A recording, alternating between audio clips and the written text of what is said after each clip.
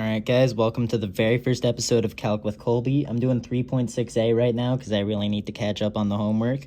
So we're going to go through the first four really quickly because they're all pretty easy. Alright, let's go. Let's do this. So, number 5, the graph is a straight line. The slope never changes.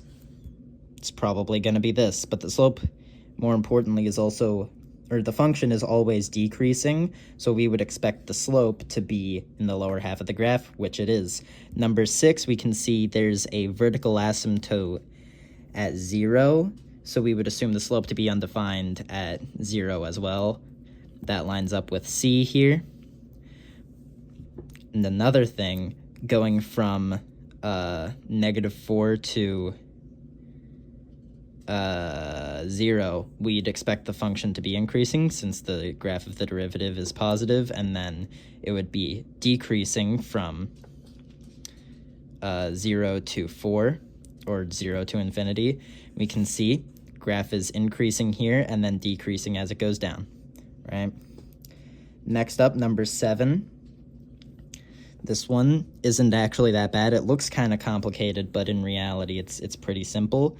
We can see here, probably be easier if we do it here. So the function should be increasing on the interval -1.5 to 0. Here, -1.5 to 0, the function's increasing. And then it goes back to decreasing to 1, or to a little bit past, no, sorry. It's decreasing to about 1.5. We can see, same thing there, function is decreasing until about 1.5. And then for number 8, which is the only remaining one, we have this funny graph. We can see here the function kind of stops at 2, and we can see the slope here just drastically drops at 2. So that's what we would expect. First 4 questions, pretty easy. You should have gotten D, C, A, and B. Alright, sorry for the jank setup. I need to get my phone up somehow, so I just kind of put it on top of a billion books in a tissue box, and then I set it to 0.5x zoom, and you know what? It covers one page of my notebook. It works, so this is what's gonna have to happen. For number 9, we have analyze and sketch a graph of the function, label any intercepts, relative extrema, points of inflection, and asymptotes. Use a graphing utility to verify your results. So I'm gonna write down the function here. We got y equals 1 over x minus 2 minus 3.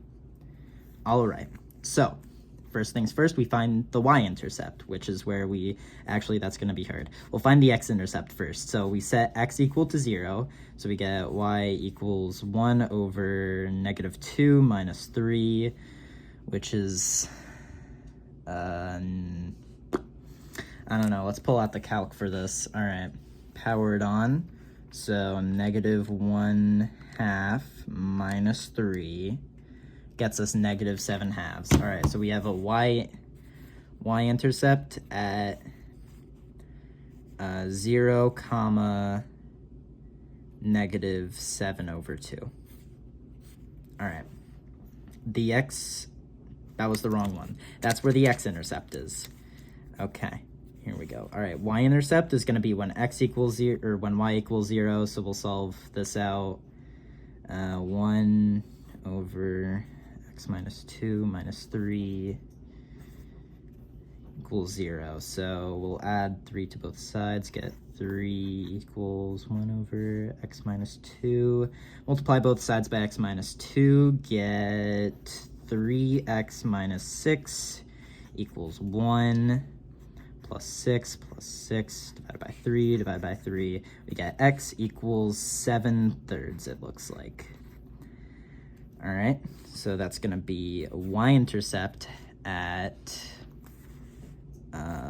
7/3, comma 0.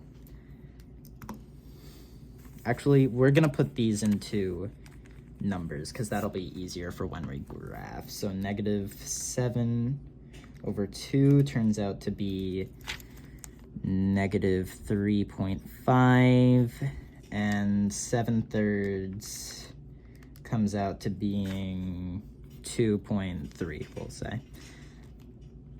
All right. Now we can find some asymptotes here.